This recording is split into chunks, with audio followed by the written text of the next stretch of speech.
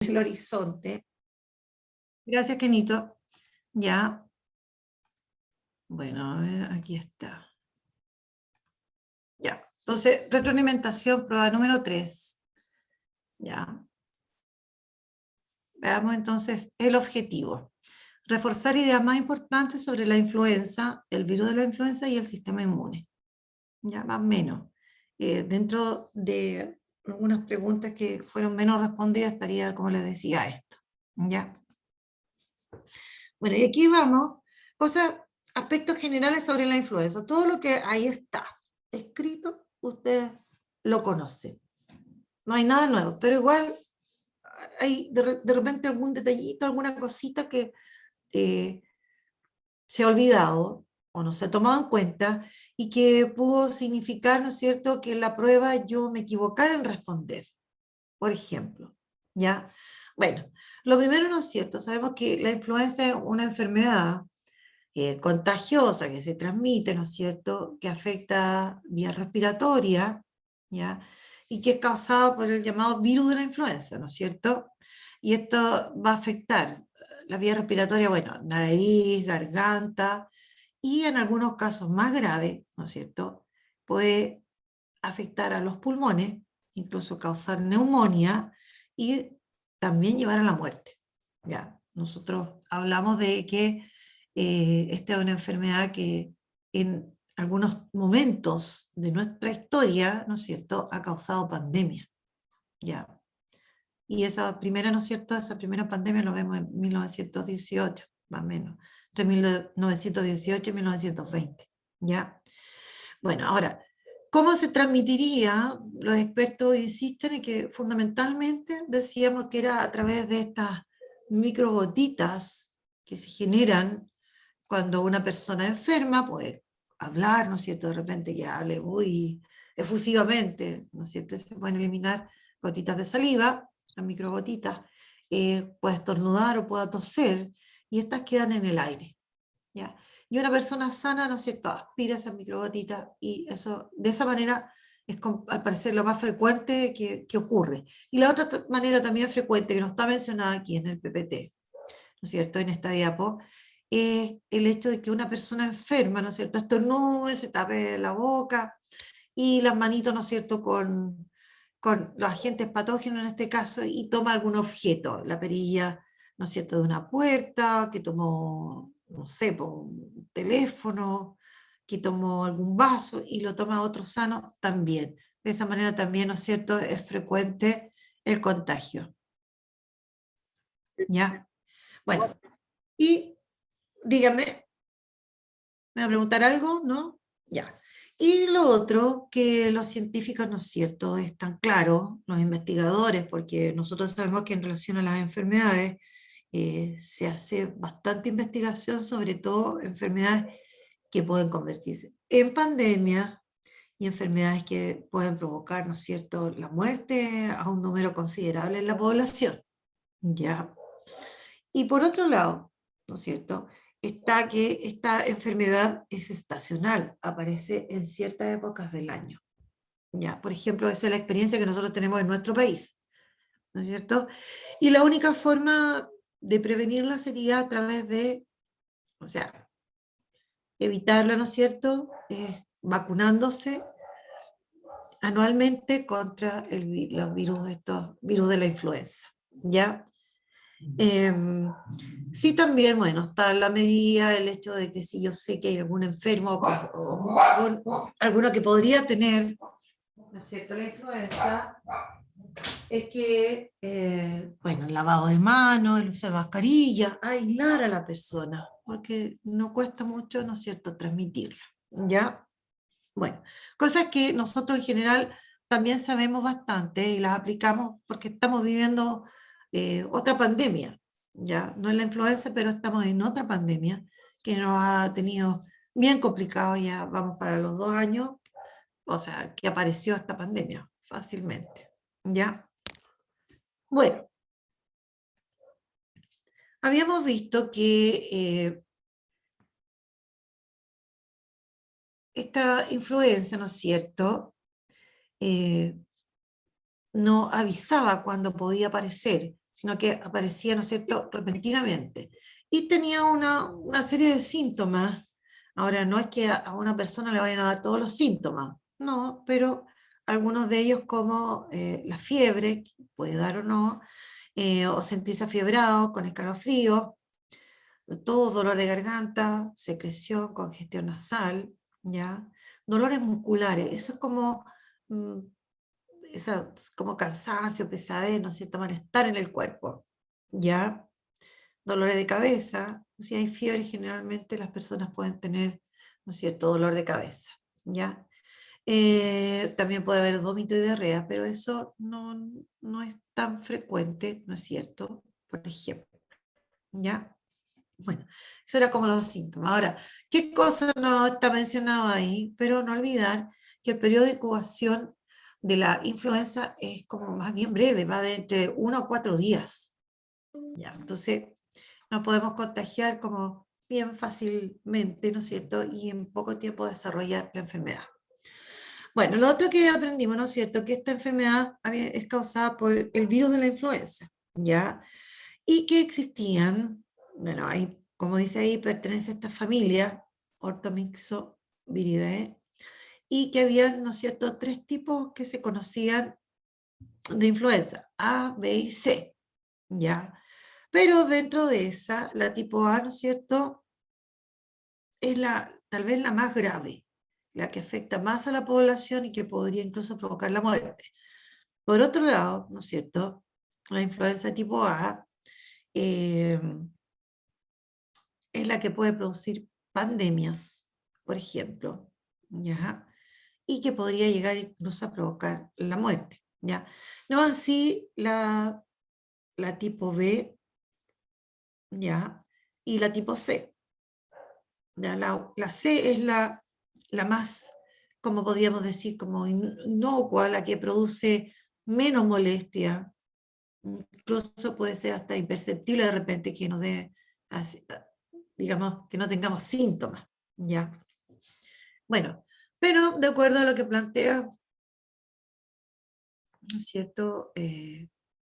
La OMS, de acuerdo a lo que se ha estudiado, este tipo A puede afectar incluso no solamente, sabemos, a la especie humana, sino que también a otros seres vivos, ¿ya? Bueno, y aquí un poquito más acerca eh, de estos 3 tipos, ¿ya? En el caso de la influenza tipo A, dentro de la influenza tipo A también hay subtipos, ¿ya? Y es precisamente por el hecho de que es muy fácil de que mute. Nosotros vimos que eh, se modificaban, ¿no es cierto? Y bueno, mutaban y aparecían variantes de esta, ¿ya? Y justo, ¿no es cierto?, es de las más complejas para nosotros, ¿ya?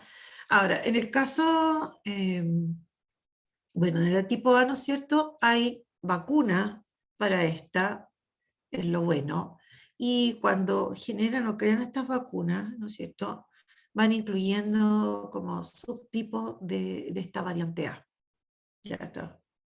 La incluyen en la vacuna. La vacuna no solamente tiene un solo eh, subtipo de la, tiene más de uno, pensando, ¿no es cierto?, en que podemos ser afectados por las otras variantes también, ¿ya? Después, en el caso de la tipo B, muta menos, ¿ya? Muta menos que la otra, ¿ya? Pero igual, de alguna manera, ¿no es cierto?, nos puede llegar a enfermar, ¿ya? Eh, Lo que sí en este caso, como aquí se menciona, eh, el único huésped que aquí puede existir es el hombre. Aquí no se traspasa a los animales o a otros seres vivos, por ejemplo, lo cual eso es conveniente porque queda más restringido y eso puede evitar que se creen, como dice ahí, las pandemias. Y por último, como decíamos adelante, la tipo C, ¿ya? Eh, es bastante más da más suave, mm, muy poco probable, ¿no es cierto?, que se enferme gravemente las personas ¿no es cierto?, del tipo C, ¿ya? Bueno, y aquí aparece, ¿no es cierto?, la estructura del virus de la influenza, ¿ya? Es un virus, ya, que tiene algunas, bueno, tiene características, ¿no es cierto?, como típicas de todos los virus, donde hay material genético y, ¿no es cierto?, una envoltura proteica, eso lo tienen todos, y de ahí algunas variaciones, pero en términos generales, los virus tienen una estructura más bien que es simple, ¿ya? Recordemos que los virus no son células, por lo tanto, se componen como de pocos elementos, ¿ya? Y como vemos acá, este virus, como recordamos, es un virus esférico que se parece a qué virus. ¿Qué virus vimos nosotros que era muy parecido a este? Y otro más que ustedes conocen. ¿Qué otro virus? ¿Qué virus se parece a este?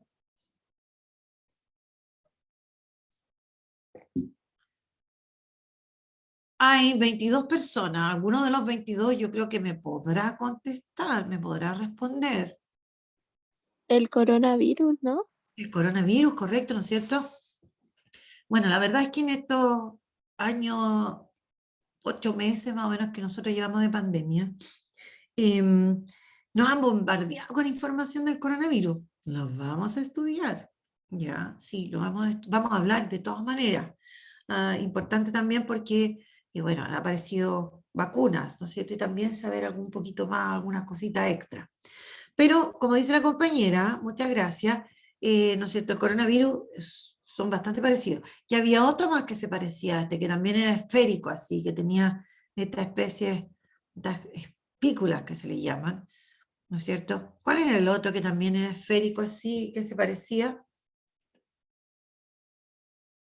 ¿Cuál otro? ¿Qué otro virus estudiamos? Si estudiamos uno más. ¿Cuál otro? El VIH. El VIH, ¿no es cierto? También se parecía. Bueno, veamos acá, las partes que tiene, bueno, aquí está rotulado, ¿no es cierto? Salen los nombres. Bueno, este consta de una envoltura lipídica, ¿ya? Y sobre eso están insertas estas proteínas que son esta hemaglutinina, esta neuraminidasa y también estos canales iónicos. Ahora, en otra fuente de información no aparece con el nombre, solamente dice que hay otra proteína ahí, ¿ya? Internamente, bueno, si nos vamos más hacia adentro, encontramos, ¿no es cierto?, la cápside, que es esta envoltura proteica, que eso es lo característico en general de todos los virus, el material genético y la envoltura proteica. Pero en algunos casos como este, además tiene, ¿no es cierto?, esta envoltura lipídica, ¿ya? Y sobre eso, ¿no es cierto?, se insertan estas proteínas como las que mencioné recién. Internamente nos encontramos, ¿no es cierto?, que tiene ARN, ¿no es cierto?, monocatenario, formado por una cadena, pero hay varios como pedacitos de ARN. No existe, ¿no es cierto?, eh, una molécula completa, sino que hay pedacitos de ARN de una sola cadena, que es lo que muestra acá. ¿Ya? Y además de eso, encontramos asociado a este ARN, que es lo que se muestra acá, estas enzimas que van a colaborar cuando este virus, ¿no es cierto?, parasite, por ejemplo, células de nuestro organismo, ¿no es cierto? Porque sabemos nosotros que los virus tienen una estructura tan sencilla que ellos están imposibilitados de multiplicarse por sí solos. Entonces hemos estudiado, y lo hemos dicho en varias oportunidades, que estos virus necesitan de células vivas, porque si las células tienen toda la maquinaria para poder formar, por ejemplo, bueno, las partes de ella y poder existir y vivir. Pero en cambio los virus no. Por lo tanto, para que ellos se puedan multiplicar, ¿ya?, requieren de células vivas.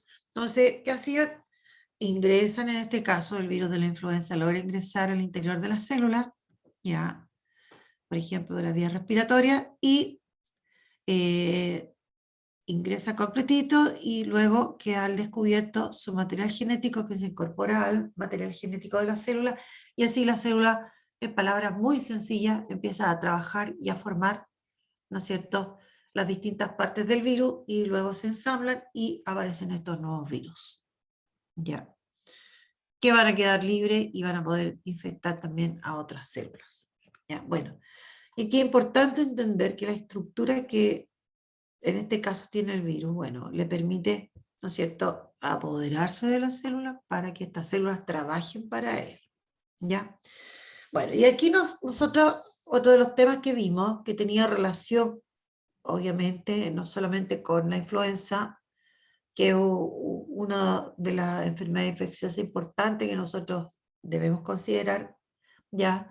Estaba esto del sistema inmune o sistema inmunológico, ¿ya? Que es otro de nuestros sistemas orgánicos, ¿ya? Bueno, y habíamos visto, ¿no es cierto?, que este sistema inmunológico es todo un mecanismo, ¿no es cierto?, natural, que es parte de nuestro cuerpo, que en el fondo va a combatir agentes patógenos, pero aparte de eso, no solamente a los agentes patógenos, sino que a todo aquel elemento que considere como extraño. Cualquier elemento que mi sistema inmune ya reconozca como extraño, ¿no es cierto?, él va a tratar de combatirlo. Ya, eso es súper importante tenerlo en cuenta. Ahora, en términos generales, uno eso piensa muchas veces que son solo los agentes patógenos, pero hay muchas moléculas ya que el organismo las va a reconocer como extrañas, incluso moléculas que son parte de los alimentos, ya que provocan cierta activación de nuestro sistema inmunológico, ya, y que uno a veces cuando se da un poquito el tiempo de leer e informarse un poquito más, porque igual en todos lados hay bastante información, uno se puede dar cuenta, ¿no es cierto?, que nuestro sistema inmune es un sistema que siempre está alerta, siempre está preparado para poder de alguna manera contrarrestar la acción de aquello que considera como extraño, ¿ya? Ahora, lamentablemente, esto no lo he mencionado, pero a lo mejor alguna vez se ha dicho en algún minuto, también aparecen algunas enfermedades, ya las autoinmunes, en donde el organismo puede reconocer alguna parte del organismo como extraño y lo empieza a combatir. Y eso pasa a veces con algunos órganos que se deterioran porque nuestro organismo los reconoce, hay algo genético que de repente hace que nuestro organismo reconozca una propia parte del cuerpo como extraño y se generan estas enfermedades llamadas autoinmunes. Y hay varias de esas. Bueno, ahora, una forma a partir de la cual o a través de la cual nuestro sistema inmune nos defiende, ¿no es cierto?, nos protege, esta reacción que nosotros mencionamos, eh, donde se va, frente a lo que reconoce como extraño, va a producir una serie de sustancias, ¿no es cierto?, que van a intentar ya sea combatir o contrarrestar la acción de aquello que es ajeno al organismo y que puede estar provocando daño, ¿ya?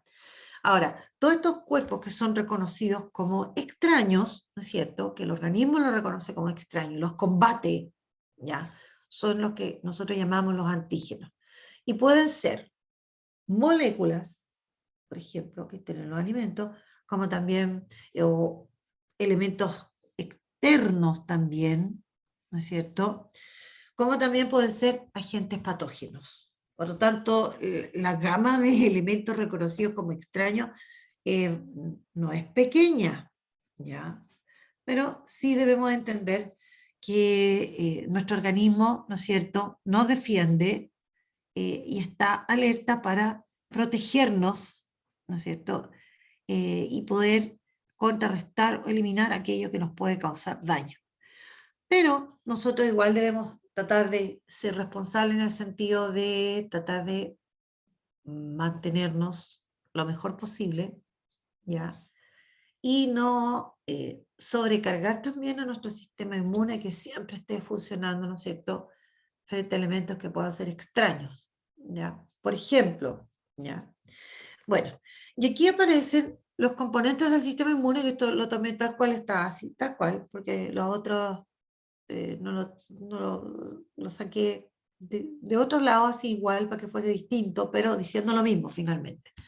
Los componentes del sistema inmune, que estaban, ¿no es cierto?, en una clase pasada, ya. Sabemos que nuestro sistema inmune está constituido por tejidos, por órganos, por células, y que están distribuidas por distintas partes del cuerpo. ¿Ya?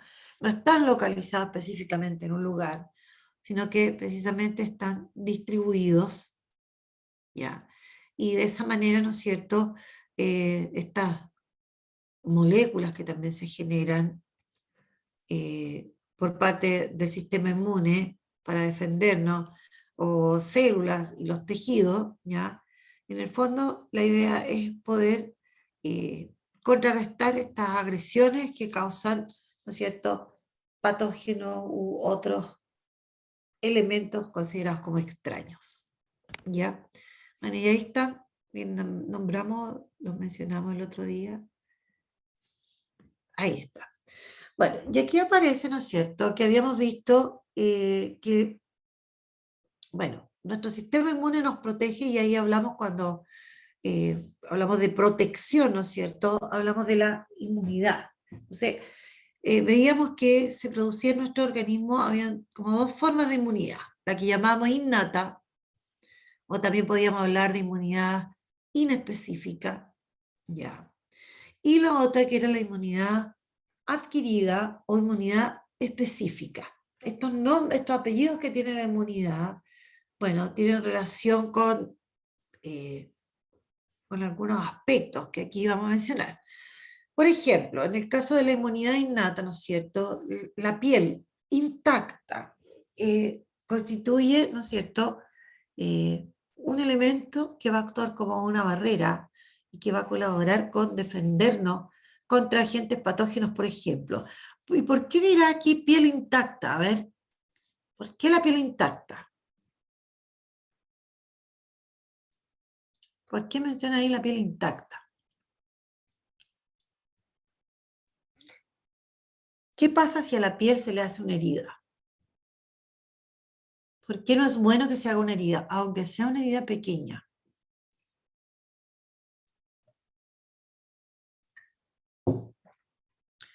Ya, vamos por democracia. Benjamín Guzmán, a ver, ya pues. ¿Por qué la piel tiene que estar intacta? Ya, doña Carla Vidal. ¿Por qué la ¿Se piel puede infectar? intacta? ¿Perdón? ¿Se puede infectar? Se puede infectar. Una herida en la piel es una puerta que nosotros abrimos a los agentes patógenos. Entonces, si se infecta, peor todavía, ¿no es cierto? Entonces, siempre que nosotros nos hagamos una herida, aunque sea pequeñita, debemos hacer todo lo posible porque se sane lo antes posible, mantenerla limpia, seca, etcétera, para que se sane lo antes posible, porque es una puerta abierta a los agentes patógenos. Bueno, muchas gracias. Aparte de eso, ¿no es cierto?, recordemos que existen otras barreras, estas actúan como la primera línea defensiva, que son parte de la inmunidad innata, con lo que uno nace, ¿ya? Estas membranas mucosas, ya, estas membranas húmedas que decíamos que, por ejemplo, revisten las vías respiratorias, por ejemplo, o la vía digestiva, y las secreciones que se producen, estos mucus que nosotros generamos, ¿ya?, que retienen a los agentes patógenos, no los dejan pasar más allá, por ejemplo, ¿ya? Y por otro lado también está esto de estos microorganismos que nosotros tenemos, por ejemplo, ya sea en la piel o en el intestino, en la boca, que también colaboran para que también colaboran como mecanismo defensivo, ¿ya? Por otro lado, también nosotros tenemos células, ¿ya?, que de alguna manera, una vez que ingresan agentes patógenos, también pueden atacar a esos agentes patógenos y pueden ir hacia el lugar donde, ¿no es cierto?, se generó este foco, por ejemplo, y se están reproduciendo los agentes patógenos, ¿ya? Bueno, y ahí hay una serie de glóbulos blancos que pueden fagocitar, como envolver y destruir a los agentes patógenos, por ejemplo. Y junto con eso, ¿no es cierto?, incluso pueden abandonar el torrente sanguíneo y pueden ir al lugar donde está el foco de infección. Es como bien interesante eso, ¿ya? Ahora, aquí estos mecanismos, esto de la inmunidad innata, son mecanismos no selectivos, ¿En qué sentido? O no específico. Porque ellos, por ejemplo, la piel ya no va a permitir que pase ningún agente patógeno. Ya no selecciona, ya este puede pasar, este no. No, no es específico en ese sentido. Impide el paso a los agentes patógenos en general, por ejemplo. ¿Ya? Y por otro lado está lo que llamamos la inmunidad adquirida. Ya, y esta inmunidad, ¿no es cierto?, que constituye, bueno, de acuerdo a esta clasificación que se hace en este cuadro, que a mí me gustó harto, ¿no es cierto?, la tercera línea de defensa, ya, pero constituye la inmunidad adquirida porque nosotros no nacemos con ella. Entonces, cada vez que nos enfrentamos a estos agentes patógenos y que el organismo lo reconoce como extraño, ahí se va a desencadenar este mecanismo, esta reacción, en donde nosotros vamos a producir, por ejemplo, los llamados anticuerpos. Y eso va a ser absolutamente específico, ¿ya? O sea, aquellos linfocitos que producen los anticuerpos reconocen a este elemento como extraño y generan anticuerpos específicos contra ese agente patógeno, por ejemplo, ¿ya?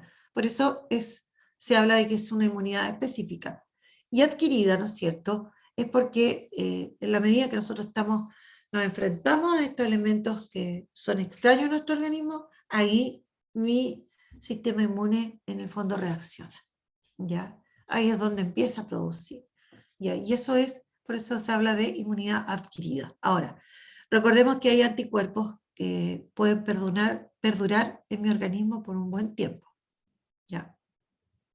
Y en otros casos pueden durar poquitito tiempo y quedamos otra vez expuestos a poder contraer el agente patógeno, por ejemplo, y que mi organismo otra vez vuelva a reaccionar. Bueno, y aquí aparecía, a propósito, ¿no es cierto?, de lo que hablábamos que era la reacción antígeno-anticuerpo, ¿no es cierto?, que es como importante, ¿no es cierto?, es muy importante, porque, bueno, mi organismo, estos linfocitos B específicamente, estas células especializadas, ¿no es cierto?, reconocen a estos elementos como extraños y reaccionan produciendo estas proteínas que van a tratar de destruir o anular la acción de estos agentes patógenos, por ejemplo, o moléculas, ¿ya?, que serían los anticuerpos.